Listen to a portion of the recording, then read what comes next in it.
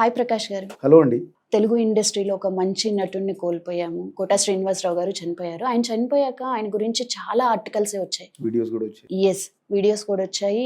కానీ ఎవ్వరికీ తెలియని ఆయన పర్సనాలిటీ గురించి ఏమైనా నిజాలు చెప్తారా? కోట శ్రీనివాసరావు గారు 1942లో పుట్టారండి. అండ్ ఆయన చాలా లేట్ ఎంట్రీ ఇచ్చారు సినిమాల్లోకి. ఆయన డ్రామాలు అవి వేసేవారు. స్టేట్ బ్యాంక్ ఆఫ్ ఇండియాలో పనిచేశారు చాలా కాలం. తర్వాత ఎప్పుడైతే యాక్టర్ ఆయన్ని పుష్ చేసిందో ఉద్యోగం వదిలేసి ఫుల్ ఫ్లెజ్డ్గా సినిమాల్లోకి వెళ్ళారు.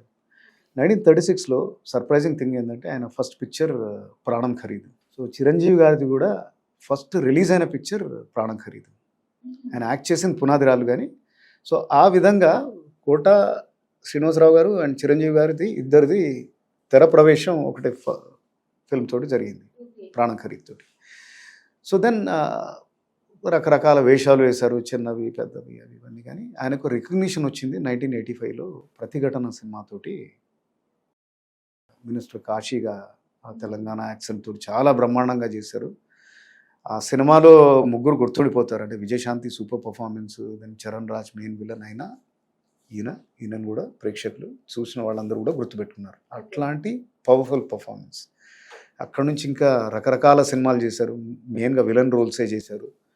దెన్ కానీ 87లో మళ్ళీ ఆయనకు ఆయన క్యారెక్టరైజేషన్ కానీ ఆయన పాత్రలు కానీ మారాయి ఒక సినిమాతోటి.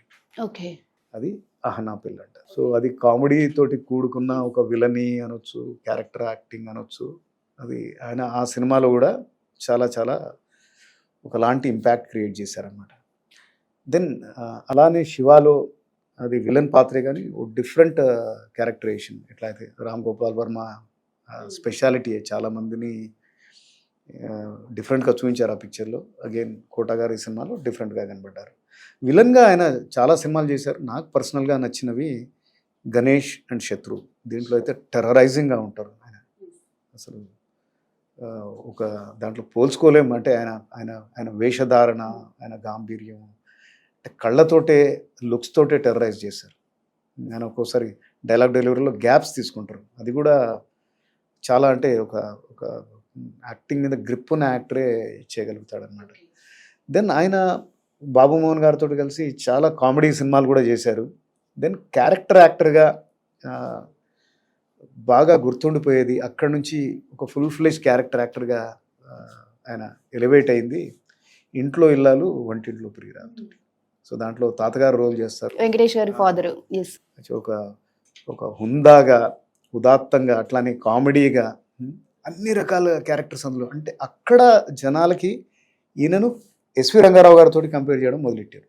ఎస్వి రంగారావు అంటే తెలుగు ఫిల్మ్ ఇండస్ట్రీలో క్యారెక్టర్ ఆర్టిస్ట్గా, లేకపోతే నవరసాలు పోషించే యాక్టర్గా ఆయన స్థానాన్ని అప్పటిదాకా ఎవరు దగ్గర దాకా కూడా రాలేదు. కోట శ్రీనివాసరావు గారు ఈ పాత్రతోటి అప్పటికి విలన్ చేశారు, కామెడీ చేశారు. దీంతో ఒక తాత రోలు, ఒక క్యారెక్టర్ రోలు, అదే కారుణ్యము, అంటే దుఃఖము, అన్నీ ఇందులో బాగా చేశారనమాట. అక్కడ నుంచి there was no looking back. మనం తెలుగు ఇండస్ట్రీ చూస్తే పేరున్న క్యారెక్టర్ యాక్టర్లు అంటే ఎస్విఆర్. దాని తర్వాత ఆయన స్థానాన్ని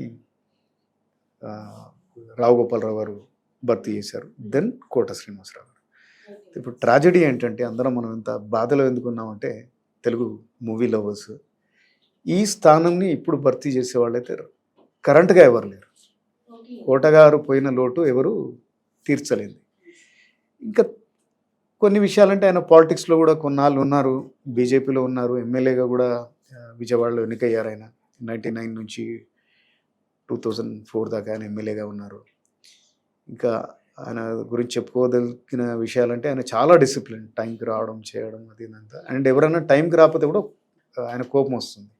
చాలాసార్లు ఇంటర్వ్యూలో కూడా చెప్పారు, ప్రకాష్ రాజ్ అసలు టైంకి రావడం, అంత ఆయనకు అంత రెమ్యునరేషన్ పే చేస్తారు, తోటి యాక్టర్ల మీద గౌరవం ఉండాలని 1-2 సార్లు అన్నారనమాట. అంటే అది చాలా ముక్కుకు సూటిగా ఉండేవాళ్ళే అనగలుగుతారనమాట. ఎందుకంటే ఇండస్ట్రీలో ఉంటూ, బికాస్ ఇక పాలిటిక్స్ అవి ఇవన్నీ మొదలవుతాయి. సో బట్ ఆయన ఏది అందాం అనుకుంటాడో ఆయన అనేస్తాడనమాట. ముక్కు సూటైన వ్యక్తి అనమాట.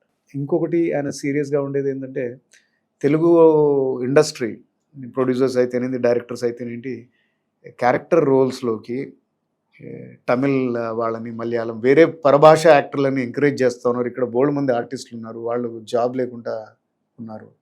ఫర్ ఎగ్జాంపుల్ మనం చూస్తూనే ఉంటాము నాజరు లేకపోతే సత్యరాజు ఇప్పుడు ఈ టైమ్స్లో. సో ఏదైనా క్యారెక్టర్ రోల్ అంటే ఎందుకు చేస్తారో మరి నాకు కూడా తెలియదు. బట్ ఆయన ఓకల్గా అందరి ముందు చెప్పారనమాట. సో చాలాసార్లు ఎక్స్ప్రెస్ చేశారు. మంచి పాయింటే అది. ఇంకో పర్టికులర్గా గొప్ప విషయం ఏంటంటే ఇప్పుడు Sekhar Kammula is a very talented director. చాలా చాలా అంటే ఇన్డెప్త్గా వెళ్తారు ఏ డిపార్ట్మెంట్ అయినా అది ఇదైనా అని. యాక్టింగ్ పరంగా I think lot of rehearsals అవి ఇవి అంతా చేస్తూ ఉంటారు. ఆయన లీడర్ సినిమాలో కోట శ్రీనివాసరావు గారు యాక్ట్ చేస్తున్నారు. అప్పుడు ఆయన 2 కెమెరాలు పెట్టారట.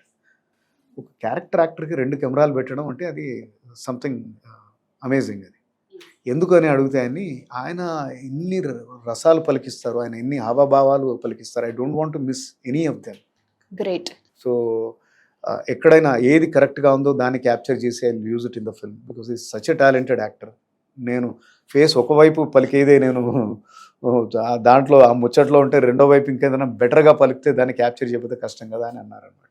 ఓకే. సో అదొకటి. తర్వాత ఇది పర్సనల్గా నాకు తెలుసు, బాలయ్య గారి ఫ్రెండ్ ఒకతను నాకు క్లోజ్ ఫ్రెండ్.